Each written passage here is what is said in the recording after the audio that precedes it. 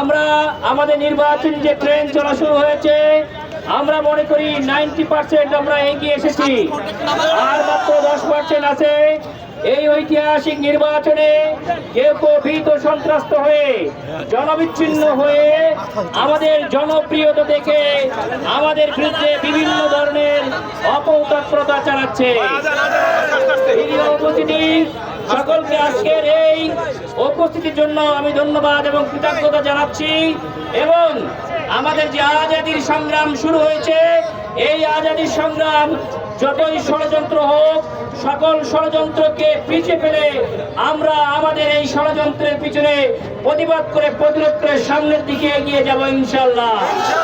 এই দেশকে আমরা সকল ষড়যন্ত্র থেকে মুক্ত করে একটি আজাদি মানুষের অধিকার আদায় করব ইনশাআল্লাহ। ভিডিও সেনাবাহিনী কিভাবে ফাঁস করলো এটা তো আমরাই ধরো সেই কোশ্চেন, এটা তো তাদের অবশ্যই এটা বের করা উচিত এবং সেটা তারা সেই অনুযায়ী তাদের যেভাবে নিয়ম কারণ আছে সেটা